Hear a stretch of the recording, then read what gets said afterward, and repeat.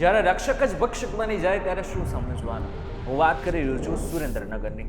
સુરેન્દ્રનગરના જિલ્લા કલેક્ટર, નાયબ મામલતદાર અને ક્લાર્કની અત્યારે હાલ ધરપકડ કરી નાખવામાં આવી છે. મહત્વની વાત તો એ છે કે એમના ઉપર 1500 કરોડના કૌભાંડનો આરોપ લાગ્યો છે અને આ બાદ ઈડીએ તેમની ધરપકડ કરી છે.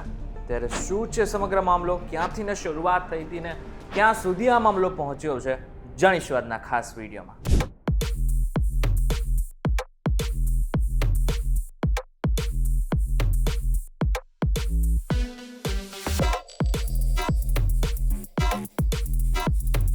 નમસ્કાર, welcome back Fox VTV digital ઉપર તમે જોઈ રહ્યા છો ડેલી ડોઝ. હું છું આપનો દોસ્ત કરણ ચરોતરા. આખા મામલાની જે શરૂઆત છે એ થાય છે 23 ડિસેમ્બર 2025ના દિવસે, જ્યારે તત્કાલીન સુરેન્દ્રનગરના કલેક્ટર રાજેન્દ્ર પટેલને ત્યાં ઈડી દરોડા પાડે છે. આટલું જ નહીં, એની સાથે અન્ય અધિકારીઓના ઘરે પણ દરોડા પડે છે. પણ સૌથી આશ્ચર્યજનક દ્રશ્ય ત્યાં જોવા મળે છે કે જ્યારે નાયબ મામલતદાર ચંદ્રસિંહ મોરીના બેડરૂમમાં 67.50 લાખ રૂપિયાની રોકડ મળે છે. જરા વિચાર તો કરો, સરકારી અધિકારીના ઘરે બેડરૂમમાં આટલા લાખ રૂપિયા મળવા એટલે સમજી શકાય છે કે દાળમાં કંઈક કાળું થતું.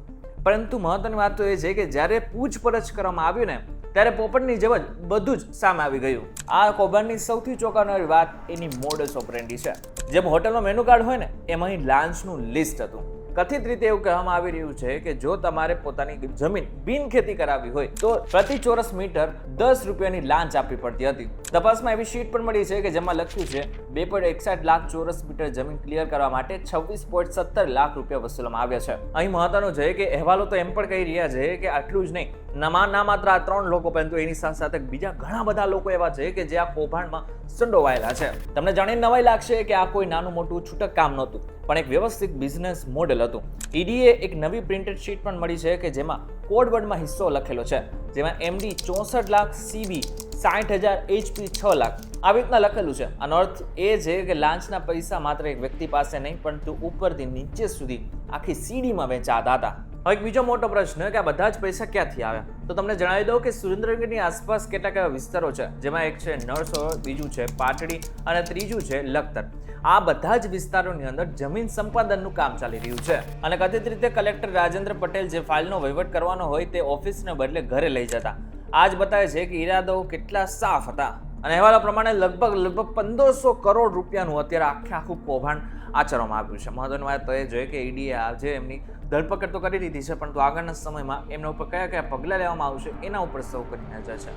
સામાન્ય માણસ જ્યાં રોજની મહેનત કરીને પોતાના પરિવારનું ગુજરાન ચલાવે છે, એ જગ્યા ઉપર કલેક્ટર જેવા વ્યક્તિઓ જેમને જિલ્લાનું કામ સંભાળવાનું હોય, જિલ્લાનું ધ્યાન રાખવાનું હોય, તે એ જ જગ્યા ઉપર 1500 કરોડ રૂપિયાનું કૌભાંડ સામે આવે ત્યારે સામાન્ય માણસ ઉપર શું વીતતી હશે એ સમજવા જેવું છે. બીજી બાજુ એમ પણ સમજી શકે છે ને કે સામાન્ય રીતે સામાન્ય માણસને કોઈ કામ કઢાવવું હોય તો એને પણ પોતાની રીતે કંઈક ને કંઈક પૈસા તો આપવા જ પડશે, નહીં તો એનું કામ નહીં થાય.